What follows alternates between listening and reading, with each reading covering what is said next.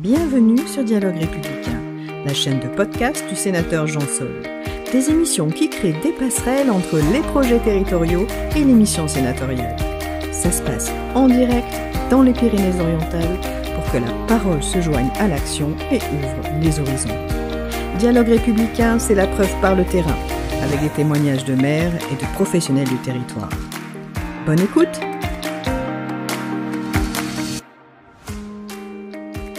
Bonjour à toutes et à tous, je suis Carole Delpozo, sénatrice suppléante et collaboratrice du sénateur Jean Sol.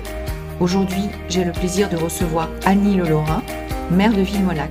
Bonjour Annie. Bonjour Carole. Bienvenue sur Dialogue Républicain. Avant de commencer, peux-tu te présenter et nous parler de ta commune et de ses spécificités ? Bien sûr, avec plaisir. Donc, je suis Annie Le Lorrain, maire pour un premier mandat. J'avais été auparavant conseillère municipale pendant 3 mandats. Ma commune se situe au cœur des Pyrénées-Orientales, c'est-à-dire près de la Méditerranée. Villemolac est un petit village de 1300, un peu plus de 1300 habitants. Il est au sein de la communauté de communes des Aspres, où il y a 19 communes d'à peu près la même taille. C'est un village qui est principalement rural, donc il y a de la culture maraîchère, il y a des vignes et principalement, voilà, pas d'usine. Aujourd'hui, quel projet en cours de réalisation dans ta commune te tient le plus à cœur ? Alors, mon expérience professionnelle et mon engagement social, ainsi que celle de mon équipe, me conduisent à considérer que la résidence autonomie senior est le projet principal. Étant donné le besoin de la commune d'attirer de nouveaux habitants, pour garantir la viabilité de nos écoles et la pérennité, des commerces de proximité, le projet du nouveau lotissement d'habitation doit également être considéré comme une priorité. Pour mener à bien ce projet, quelles sont les principales difficultés ou obstacles que tu rencontres ?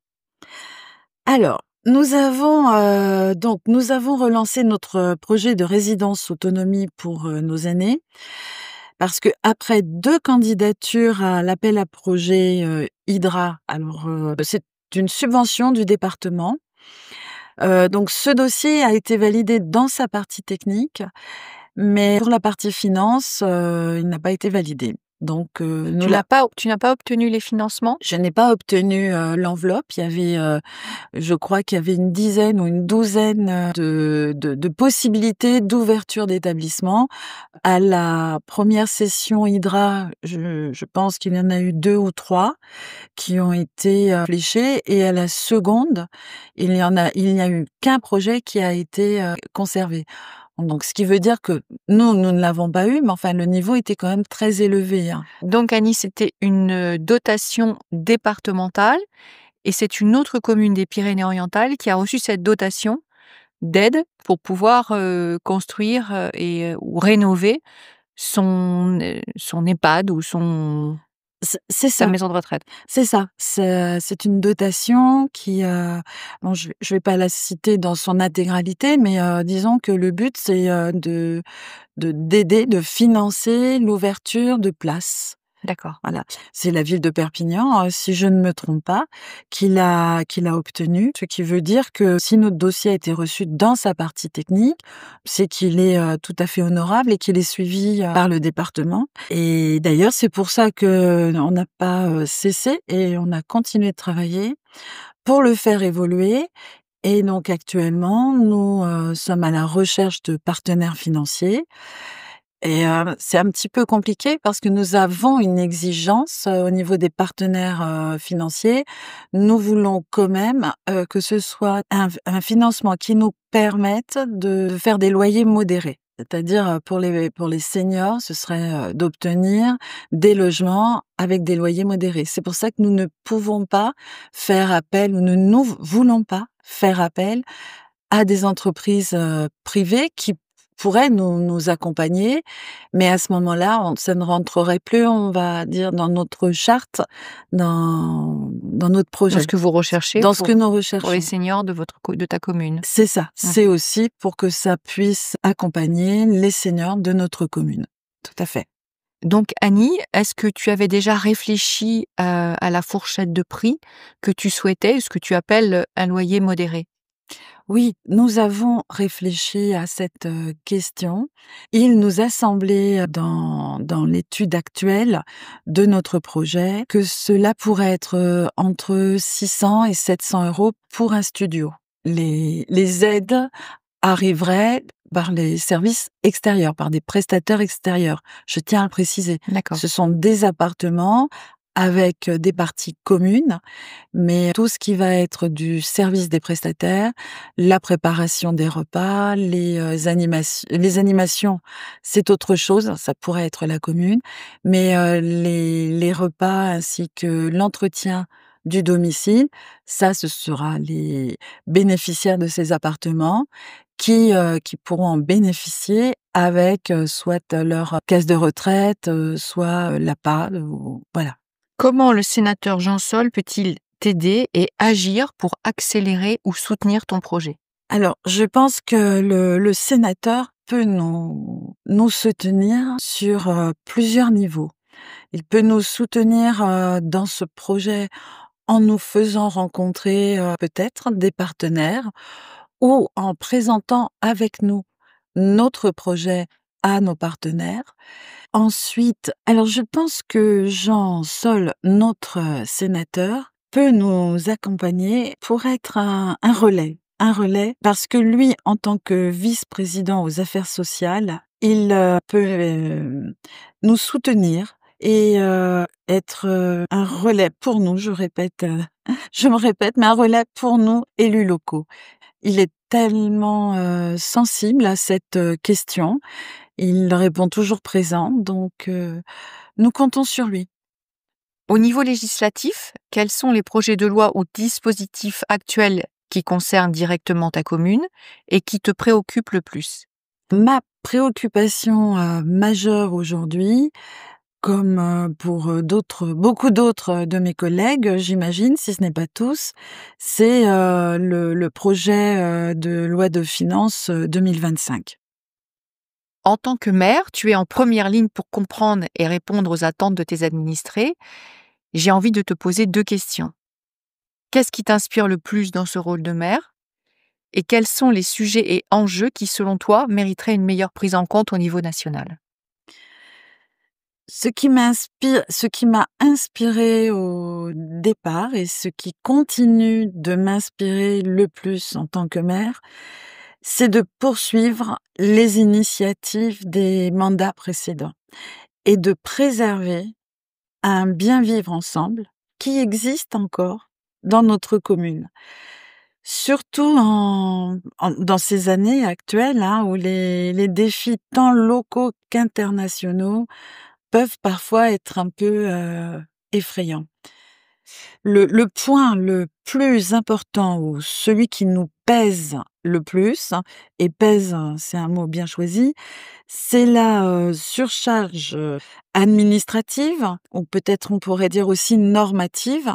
Cette surcharge d'études, de dossiers, que l'on nous demande pour obtenir des subventions. Alors on doit faire appel à des bureaux d'études et ça a un coût pour nous, petite commune, sans être certain d'obtenir la subvention. On mobilise toutes nos forces. Je dis notre ingénierie, mais nous n'avons pas d'ingénieurs dans une petite commune, puisque nous avons des administratifs qui sont cadre B, cadre C, et qui ont beaucoup de valeur, qui ont beaucoup de courage et beaucoup de polyvalence, mais qui ne peuvent pas se mettre à jour de toutes ces exigences qui sont demandées.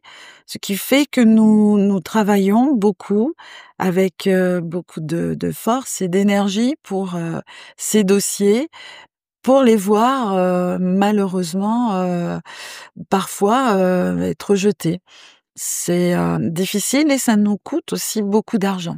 Voilà pour moi ce qui, ce qui mériterait, moins de bureaux d'études, moins d'exigences, plus de simplicité. On parle souvent du millefeuille, peut-être, être, mieux accompagné ou avoir, une ligne plus simple pour nous. En tout cas, peut-être se mettre plus au niveau des petites communes, qui n'ont pas de services dédiés, qui doivent être très polyvalents et qui n'ont, c'est sûr, pas d'ingénierie. Annie, si tu devais citer une priorité absolue pour ta commune, aujourd'hui, quelle serait-elle? Si je te dis: «Il y a urgence pour», que répondrais-tu? La priorité des priorités pour toi? Alors, c'est une question, difficile aussi parce qu'on a plein de sujets qui arrivent, mais n'empêche que la priorité des priorités, je pense que c'est, pour ma commune, la circulation des piétons, leur sécurité et des véhicules sur ma commune. J'ai une commune qui est, au bord de la départementale et donc on a un flux, important de voitures. C'est un atout puisqu'on est proche à la fois de la mer, de la montagne et des communes centrales, des bourgs, centres. Mais, si nous n'avons pas, un cheminement piéton sécurisé, alors c'est plus un atout, ça devient un souci et c'est un souci que j'essaye, de résoudre. Je suis, on est accompagné par, le département, mais les aides, ne sont pas, suffisantes pour faire de grandes modifications. On est obligé de travailler par tranches et la population a souvent du mal à comprendre pourquoi on est aussi lent et pourquoi on ne va pas plus vite. Est-ce que tu as imaginé des pistes pour répondre à cette urgence? Alors, oui, effectivement, on a, identifié, des pistes. Toujours, d'abord, dans un premier temps, nous regardons, quelles sont les aides auxquelles nous pouvons prétendre, donc auprès de l'État, auprès du département et aussi de la région. Ensuite, on travaille par zonage. On essaye, de travailler sur les grands axes, sur, les axes fréquentés par, les parents et les enfants et sur les axes qui relient un point à un autre de la commune. Je pense que c'est une façon de travailler assez classique, qu'on peut retrouver sur les autres communes. Comme je le disais précédemment, on travaille par tranche. Pour toi, la seule solution aujourd'hui, c'est le phasage. C'est ça, Ouais. exactement. Si tu avais une demande à formuler au gouvernement, quelle serait-elle? Si j'avais une demande, formuler une prière à formuler au gouvernement, elle serait, la prise en charge, des réseaux routiers sur ma commune. Alors je m'explique. En effet, Villemolac est une commune qui est traversante, voilà. Donc pour plusieurs communes, pour pouvoir, accéder à la départementale, il leur est nécessaire de traverser notre commune. C'est un axe important, depuis l'époque romaine, si je peux me permettre. Donc, c'est un nœud traversant et ce qui fait que sur les principaux axes de la commune, les entrées de commune, il y a à peu près 1 600 véhicules par jour. L'entretien des routes sur les, sites urbanisés est à la charge de la commune. Bien que nous ayons des subventions, la charge qui reste est très, voire trop importante pour la commune. Donc, pour nos administrés. Dans le cadre de la mission de Jean Sol, qui est la vice-présidence des affaires, sociales, penses-tu qu'il soit nécessaire de faire évoluer, ces missions et d'élargir ses champs d'intervention? Tout à fait. Tout à fait, je pense qu'il serait nécessaire d'élargir son champ d'intervention et on pourrait y intégrer, je suis certaine qu'il y a d'ailleurs déjà pensé, mais la prise en charge de la santé mentale à la fois chez les seniors et chez les jeunes sur notre département est une véritable préoccupation. Sur la communauté de communes des Aspres, nous venons de terminer une enquête à ce sujet et les résultats sont clairs. Nous avons un réel besoin de prise en charge pour les problématiques de la santé mentale chez les seniors et chez les jeunes. Annie, quelle est ta plus belle réussite en tant que maire? Celle qui incarne le mieux l'énergie et les valeurs de ta commune. Alors, je dirais, d'abord, je dirais notre réussite puisque c'est la réussite d'une équipe avec moi. Donc, notre réussite à l'équipe municipale, c'est l'installation de nouveaux commerçants sur le pôle de proximité qui avait été créé par l'équipe précédente et nous avons réussi à attirer des commerçants en les soutenant financièrement et en les aidant pendant leur installation et au-delà, même pendant la première année. Ils se sont maintenus, donc c'est un signe très positif. Le pôle de santé avec l'installation d'un médecin et des infirmiers et bientôt un petit centre paramédical. Je dois dire que nous sommes très fiers de ce résultat, de cet achèvement, de cette énergie pour notre commune. Si nous regardons vers le futur, à l'horizon 2030 ou plus, qu'est-ce qui te ferait rêver pour ta commune? Effectivement, c'est peut-être un rêve, hein, parce que nous avons des craintes avec la loi ZAN. Nous avons réellement besoin, au niveau du desserrement familial, de développer notre commune en la stabilisant à 1500 habitants. Nous avons toujours œuvré pour maîtriser notre développement urbain et peut-être, aujourd'hui, nous allons être pénalisés pour ne pas avoir développé pendant 10 ans notre développement et ça, ce serait une catastrophe pour notre commune, pour nos commerces et pour notre école qui a déjà fermé une classe à la rentrée de septembre. Pour conclure, Annie, qu'aimerais-tu transmettre à nos auditeurs, qu'ils soient élus ou acteurs institutionnels, pour renforcer ce lien essentiel entre territoire et action nationale?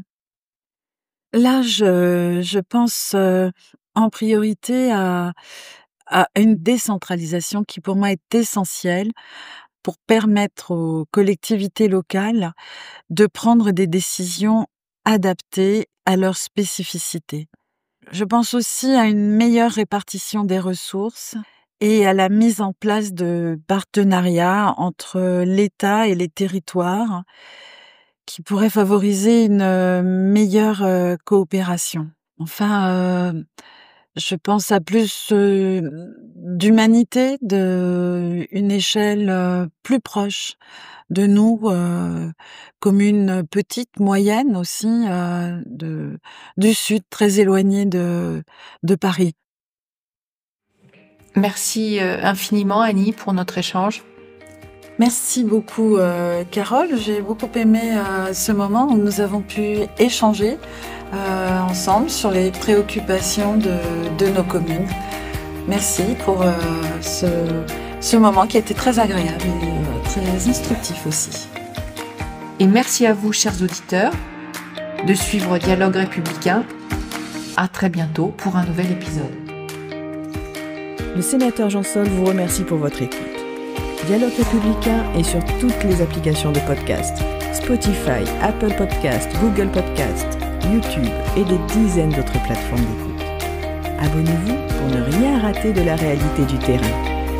À bientôt sur Dialogue Républicain.